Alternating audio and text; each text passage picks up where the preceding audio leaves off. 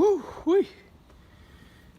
I just executed this awesome install of the trailer into the shop. The trailer makes the shop look small. But wow, what a mess. My little ramp there became a total mess. No wonder I had a hard time with it.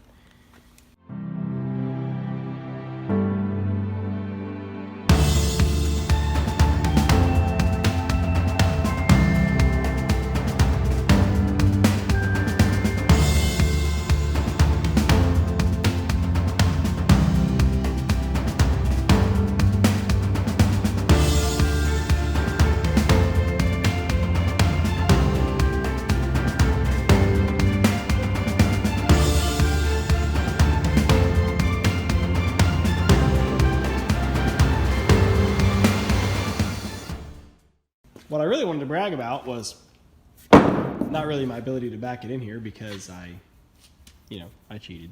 Oh, it's still not done. Oh my gosh, look. The door's not gonna come down all the way. I gotta rehook on it and back it up like another 2 inches. Oh, but anyway, delivery of OSB.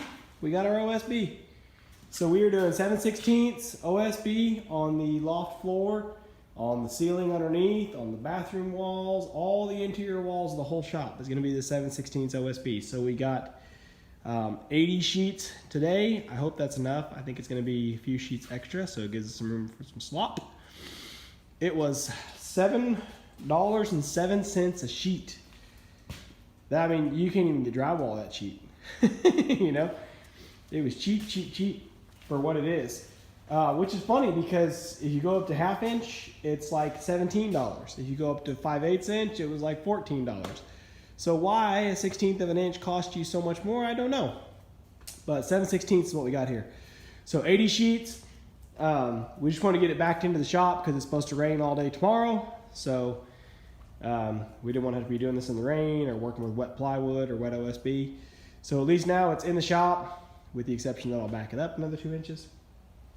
And actually, this is a nice working height because we'll be able to just grab those sheets and just pitch them right up in the loft from there. So you get a little bit extra height to help throw them up there. But yeah, I wanted to mention, like I said, not brag, but I wanted to mention if you guys have a tractor and have, the ability to put a hitch on the front, it is life-changing, okay?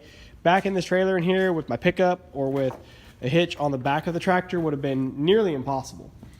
It's a tight door, and I mean, right out here, there's the tractor, and right behind it's a pile of form boards. There's no way there's room for me to line up my whole truck to back this trailer in, let alone have the visibility to do it. So with that little ball on the front of the tractor, and this one does kind of suck because it clips, it just has that little thread. Oh, there's the mud.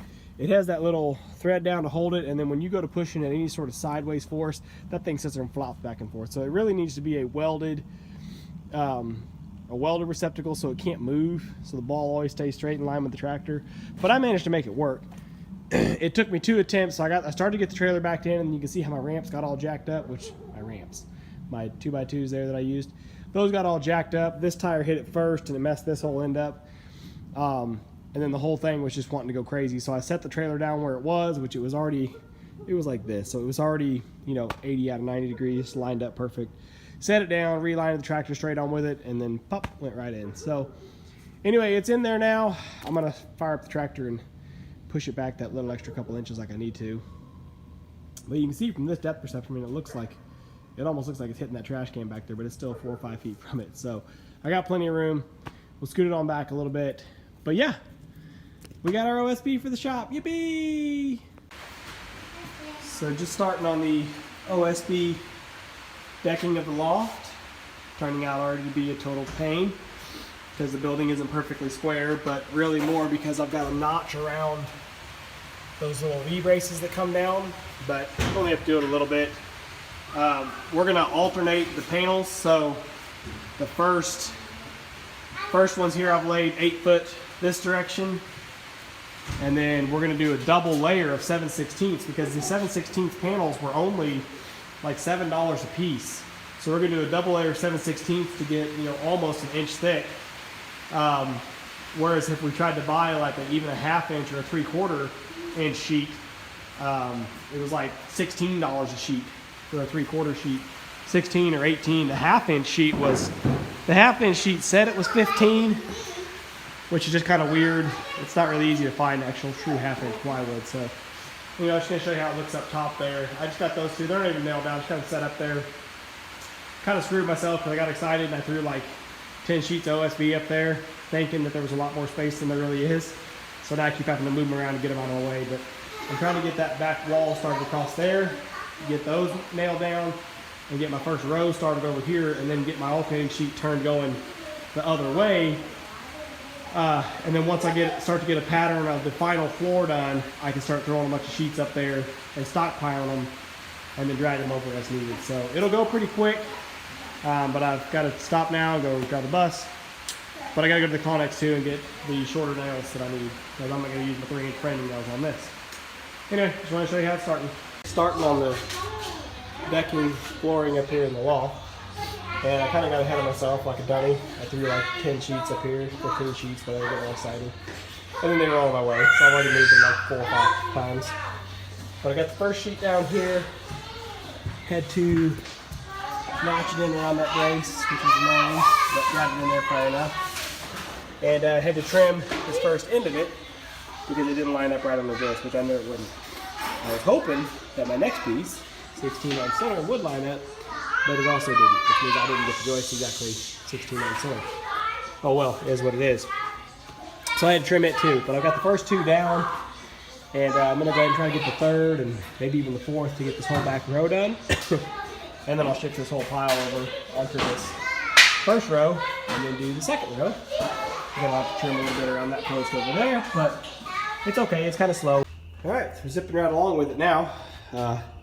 I skipped all the excitement of the kids running around up here because it was really just really loud. But I got 4, 5, 6, 7 sheets down. I just got that last one down over there, and we got to shut it down for dinner and bedtime and all that right now. But one more main sheet will go right here in the middle. I'll have to cut it because it's not, I think I'll have to cut off 16 inches, give or take. Yeah, because there's an overlap right here, but there's not an overlap there, which I thought I was going to put an overlap there just to see. I like having this stagger a little better than having 4 corners, but whatever. It's basically subfloor, and like I said, there'll be another layer on top of it. But this gets the easy ones at least started, and then the layer that goes on top will actually turn and put the 8-foot direction that way, just to, again, get a little more cross support across the seams, which I guess will still leave us with a seam out along that edge. So we might cut, it's 9-foot loft, so we might cut the 8-footers at like 7 feet. Just cut them anyway, just to have an overlap over there, and have a 2-foot section on the outer end instead of 1 foot. Well, 9 foot, it's like 9'4", something like that. Anyway, yeah, cruising along, pretty excited. The kids were super thrilled to get up here and run around. At least the little girls. My little boy wouldn't get up here. He wanted to so bad, but he was just scared. It's okay. We'll turn our back one of these days and then turn around and he'll be up here running around just like nothing ever happened. Okay, loft floor coming along. Okay, so we're just finishing up the loft floor here.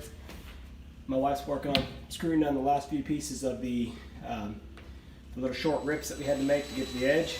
And then I'm coming back through on the back side, turning the second layer. So now you can see it, we're talking about how we're alternating. We're turning the second layer the opposite direction, which gives you more stability to tie that little front edge in. But what it also does is it puts this overlap here. It puts this seam right in the middle of the sheet. So trying to alternate and stagger so you don't have any seams sitting on top of each other. Yeah, not that complicated.